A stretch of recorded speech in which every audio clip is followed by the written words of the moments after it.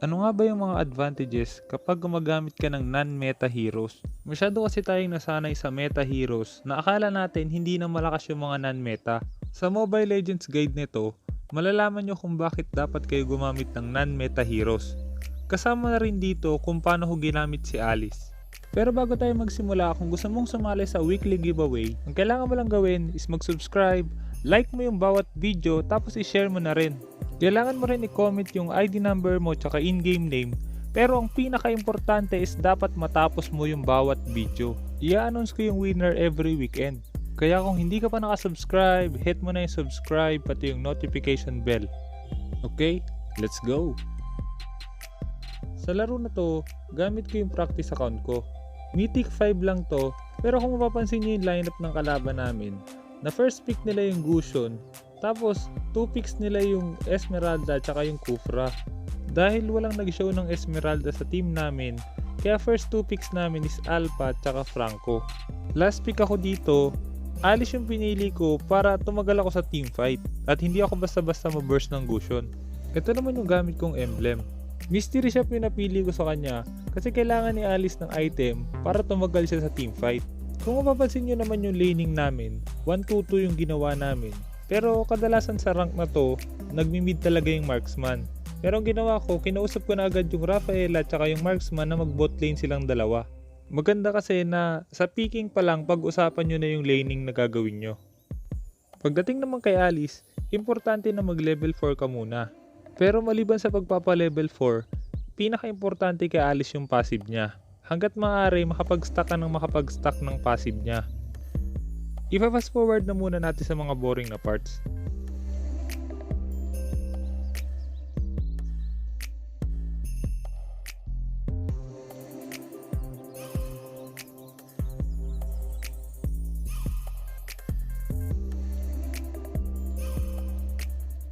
Kung mapapansin nyo dito, merong team fight sa bot lane. Pero dahil nga hindi pa ako level 4 tapos namatay agad yung Iritel, mas maganda na hindi na kami pumunta doon.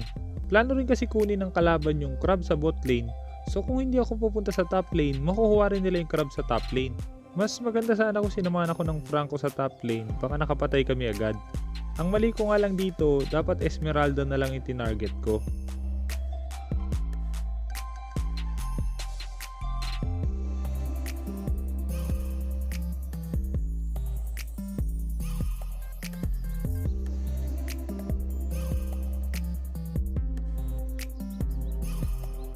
Masyadong aggressive yung Kufra sa laro na to. Tandaan nyo guys, pag tank ang gamit nyo, wag na wag kayong papasok kung wala kayong kakamping kasama. Maliban doon, dahil nga hindi naman meta hero yung ginamit ko, possible na hindi niya alam yung ultimate ko or hindi niya alam na meron akong ultimate kaya pumasok pa rin siya.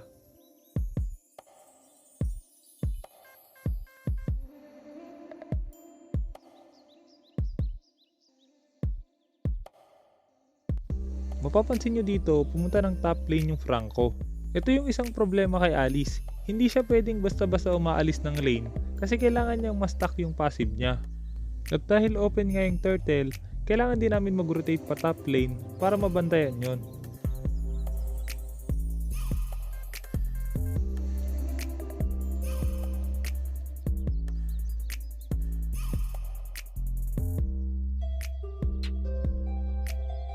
Napatay ng Gusion yung Alpha pero napatay din namin siya.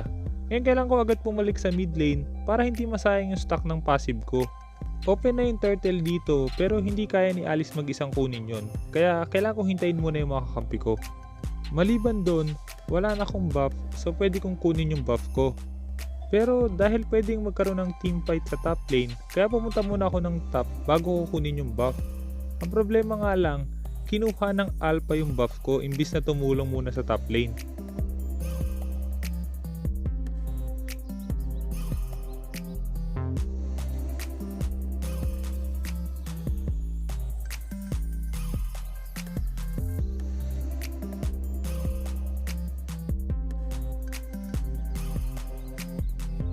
At dahil open na yung turtle, pwede na rin namin kunin yung turtle. Mapapansin nyo dito, hindi ko basta-basta ginamit yung retribution ko sa crab kasi baka maagaw nila yung turtle.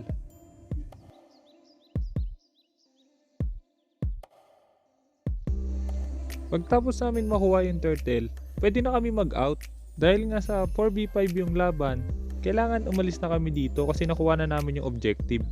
Maliban doon, ipopost ko muna yung clip na to. Kung mapapansin nyo, 5 yung kalaban sa amin. Low HP dito yung Irithel, pero wala namang kayang pumatay sa kanya sa bot lane kasi nga 5 yung kalaban na nandito sa amin. Mas maganda sana kung tinuloy niya na lang yung pagpupush niya sa bot imbis na mag-back agad.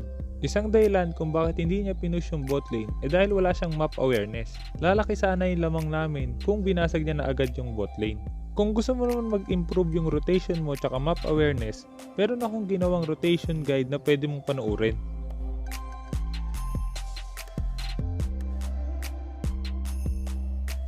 Ngayon, isang paraan pa para mas makapag-stuck ka kay Alice habang nagro-rotate is kailangan i-clear mo muna yung wave bago ka mag-rotate.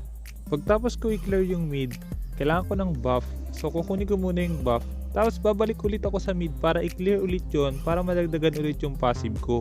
Tsaka ako magro-rotate.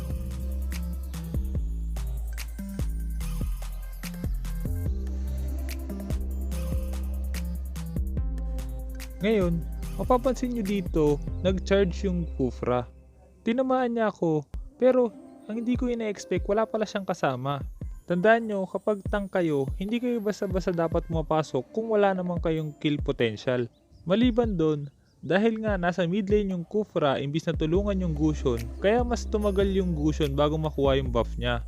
At dahil nga meron akong ultimate tapos malaki yung buhay ko kaya hindi niya ako basta-basta napatay. Naagaw ko na yung buff niya tapos nakatakas pa ako. Masyadong malaking negative na yun para sa Gusion. At kailangan ko na naman bumalik ng mid lane para dagdagan na naman yung stock ng passive ko. Maliban doon, kung mapapansin nyo magkakaroon ng team fight sa bottom lane. Ipopost ko ulit sa clip na to. Kung mapapansin nyo, nag-respawn na sa bottom lane yung turtle. Kung sakaling nasa top lane yung turtle, dapat ba ako mag-rotate sa bot lane? Ang sagot, hindi na dapat. Ang gagawin ko na lang, susubukan ko basagin yung mid lane. Kung walang magde-defend, mababasag ko yun. Tapos pupunta ako ng top lane at magpapatulong kay Alpha para kunin yung turtle. Tandaan nyo, dapat ang priority is objective pa rin, hindi team fight. Kailangan namin bumawi sa team fight na to para kahit papano makontest namin sila sa turtle.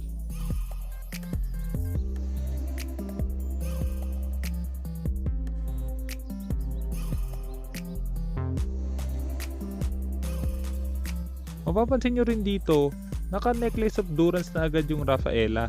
Magandang build yun para makounter agad yung Esme. Ito naman yung item build ko sa laro na to.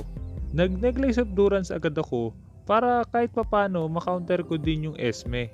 Kung sakali namang walang Esmeralda sa kalaban, ito yung item build na gagawin ko.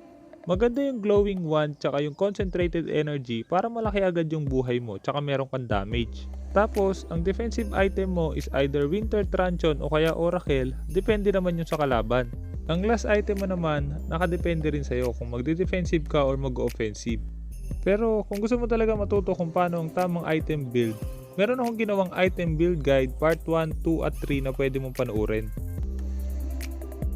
At dahil napatay namin sila, ibig sabihin pwede na kami ulit bumasag.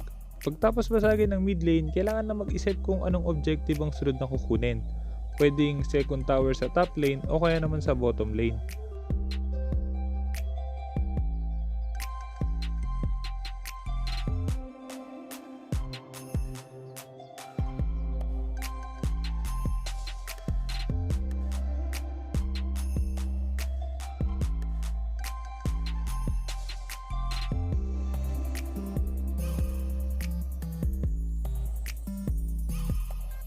Dito makikita nyo na naman yung advantage kapag non-meta hero yung gamit nyo. Dahil nga sa hindi nila kabisado yung mga skills at hindi nila alam kung gaano kalakas yung mga skill ng mga non-meta hero, hindi niya in-expect na kaya na namin siyang pasukin sa tower. Mula dito, hindi na makakambak yung kalaban. Maraming nagtatanong sa akin, ano ba daw yung hero magandang gamitin para mag-rank up agad? Lagi kong sinasabi, gamitin nyo yung komportabling hero kayo at i-master nyo yung hero na yon. Hindi importante kung meta hero yon or non-meta hero. Ang importante, alam nyo kung paano gamitin yung hero. Isa si Alice sa mga unang herong ginamit ko, siya rin yung isa sa nagpamitik sa akin. Dahil sa gusto ko nga yung skills niya, tapos komportable akong gamitin, kaya minaster ko siya at lagi ko siyang ginagamit. Pero hindi ko sinasabi mag-stick kayo lagi sa non-meta hero. Meron pa rin kasing advantage yung mga meta heroes. May mga nagagawa sila na hindi kayang gawin ng mga non-meta heroes.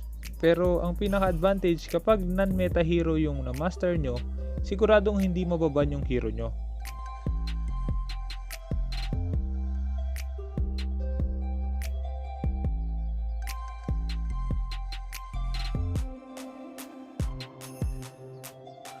Sana marami kang natutunan sa guide na ito.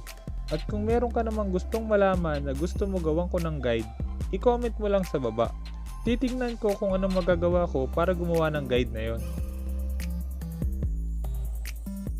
At dahil tinapos mo ang video, gusto ko yung mananalo sa ating weekly giveaway, sila yung pinapanood ng buo yung video.